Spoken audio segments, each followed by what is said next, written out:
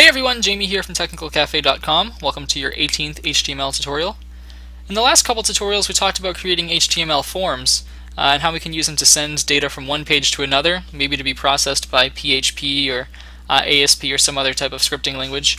And we also talked about what we can use to make up the tables, such as text inputs, password inputs, radio buttons, drop-down menus, checkboxes, stuff like that.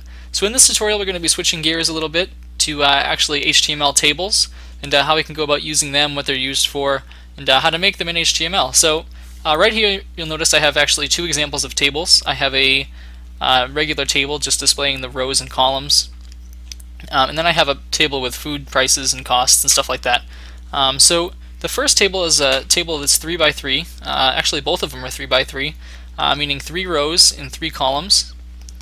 So in this table I just inserted the data to be row 1, column 1, row 1, column 2, row 1, column 3, etc., etc. And basically, tables are similar to forms in that they have an opening tag and a closing tag, and then they have different elements to make up the actual rows and columns. So it's kind of, you can kind of think of it like forms or maybe lists where you have a tag denoting what it is, and then tags in between just to define certain things within the tables. In this case, rows and columns. So this table right here is just an example of what a table looks like and how to visualize the different rows and columns, because that might be important when we're writing our code. So here's just an example of how we can go about using a table. I'm sure there's you can think of a bunch of different ways on how to do this, but I just did a food list and how much each food would cost and how much food you might need. It's kind of like a shopping list. So I did bread, milk, and cereal and included the prices and quantities of those. So let's take a look at the code here and see what the tables actually look like in HTML.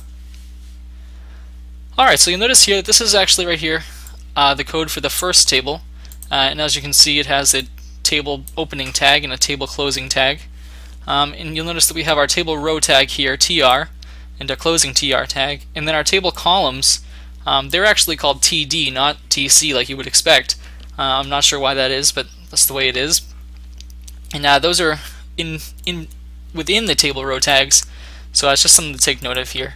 And I did that 3 times because we have 3 rows, each with 3 columns, so that's how I'd go about doing that. And for the second one, instead of just including the row and column name, I just included the food price and quantity, so that's how we can go about making those up here. So same idea, let's just get started.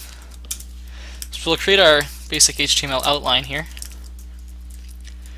and we'll include our head, and within that our title. I'm going to call this HTML tables, and we'll save and come over to Firefox and refresh. So you'll notice that everything's blank except for our title up here. Now that's good, so let's just keep going here. So we'll create our body, and we'll close the body out. Alright, so for the first table we're going to be creating, it's just going to be a regular table, and we're just going to work on how to put in the rows and column number, just to get familiar how you go about making up rows and columns in HTML. Not so much for looking at the table and deciding what row is what, because I'm sure that's pretty simple. So we're just going to create some text here and say table, and we'll save that, come over here and take a look, and here's our table text. And then we'll come over here and we'll actually make the table. So if you remember, tables are made up of opening and closing tags, similar to a form or a list. So we can say table for the opening tag and table for the closing tag. So anything between these two tags here is going to be where we're going to put our table data, such as our rows and columns, and anything that's going to be inserted into those rows and columns. So we'll save that, take a look over here, and you'll notice that there is no table because we haven't actually included the rows and columns yet. So let's go back into our code here and start writing some of those.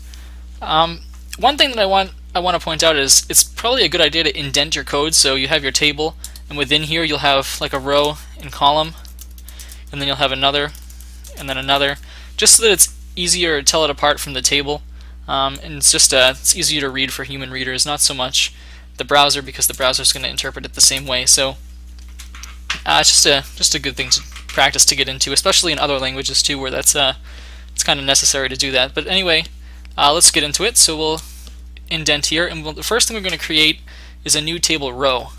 So we'll say tr, and we'll close off the tr, and that makes a table row here. And if we save this, come over and refresh, you'll still notice that there's nothing here Even if we highlight, there's nothing, and that's because we got to start writing more table rows and columns, and then we got to insert some data into those. So let's just create another table row here, or actually within the table rows rather, we're going to start creating some table columns. So what we're going to do here is we're going to indent again, and we're going to start creating columns. So it's kind of create the rows first, and then you're going to create the columns within the row. So we'll say TD for table column. Remember, it's not TC or what you would expect. I'm not sure why exactly that is again, but it's just the way it is. So we'll save this, and we'll come over here to our table and we'll refresh. And you'll still notice that there's no table. So the code's there, but nothing's there. So and the reason for that is because we haven't actually put anything in the table. So right now we're in row 1, column 1. So let's just include that here, row 1, column 1. So remember that we have our row here, our table here, and within the table is are the rows and the columns. So columns go within the rows. So it's row 1, column 1 right here. So it might sound confusing at first, but once you start writing the table, it gets kind of easier and easier. So we'll save this, come over here and refresh, and you'll notice that now we have our row 1, column 1. So let's add a second column next to that. We'll come over here, we'll say TD, and then close off our TD. So everything within the table basically has to have closed, opening and closing tags. So we'll say row 1, column 2. We'll save this, come over here and refresh, and here's our row 1, column 2. And actually, if you highlight it, you'll notice that there's a nice space between the two, but there's no border yet, and I'll show you how to add that in a second. So let's come back here, and we'll add row 1, column 3. So we'll save this, come over here and refresh, and now you'll notice that we have our row 1, column 1, row 2, column 1, and row 3, column 1, and they're all evenly spaced out, and the space doesn't get highlighted. So let's just add one more row, and then I'll teach you how to make a border. So we'll say TR for a new table row, and then TR to close it off. And so you got to remember that when you're creating a new table rows, you should close off the previous one. Otherwise, everything will just be contained, and you might start accidentally nesting tables or something like that. So just keep in mind to try to keep everything closed off. So what we're going to do here is we're going to tab in to create another space, and we'll create the second row in column. So first, this is row 2, column 1, and we'll save, come over here and take a look, and it is the second row, the first column. So we'll just come back and we'll create another one. So every TD that we add adds another column onto whatever row we're in. So basically it's just row first. So this is the second row. So every TD that we add within here is going to stay within the second row. It's just going to bump on another column at the end. So what we're going to do here is row 2, column 2, and we'll add our last column. We're only going to make this a 3x3 table. So we'll say row 2, column 3. So we'll save, come over and refresh, and here's our table. The data kind of looks a little jumbled because there's no border yet. So let's go ahead now and add that in. So similar to how you'd add a border on other things, we can go about adding a border on our table. So we'll say table border equals. So we're going to add a border attribute within the table tag or a table element. So this is similar to changing the font color or changing a font size or something like that. Same idea, just a little bit different. So we'll come over here and we'll say table border equals, and we're going to say 1 pixel, so 1 px. We'll save that, come over here to our table, and we'll refresh. And now you notice that our data is nice and spaced out, and you can see the border between it, so you don't have any confusion as to what's in what row and what column. So we can actually increase the border to, let's say, 10 pixels. But you'll notice it doesn't really happen on the inside, it's only on the outside, and it's kind of, I don't know, I don't think it looks too great. So let's go back and put it to 1 pixel. We'll save it, come over here and refresh. So this is our table. So let's just add on our third row here.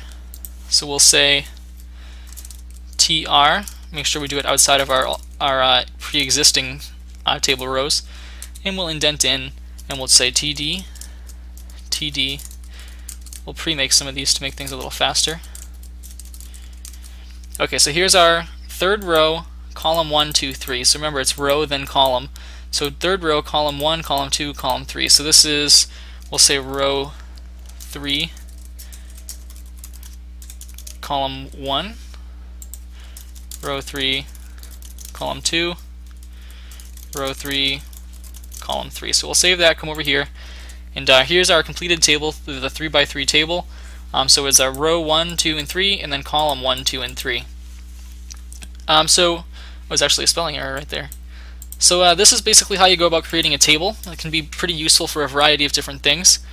In the next tutorial, I'm going to show you how to change a couple more attributes of the table, such as the table background, and we'll also create a different table. We'll put some text in the table, and we'll change how the text looks, just to give you a better idea of how tables work and how you can use them. So this is basically how to set up a basic table.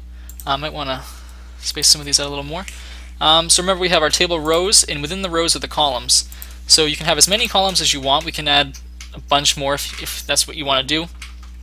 Now, tables are just kind of useful for storing data, representing data, stuff like that. So if you like this tutorial, please feel free to subscribe. Also, please feel free to follow Technical Cafe on Twitter at twitter.com/technicalcafe. I'm on Twitter at twitter.com/jamiemcg if you're interested in what I'm up to. And also, please feel free to check out the Technical Cafe blog, where we have tech news, tips, tricks, stuff like that.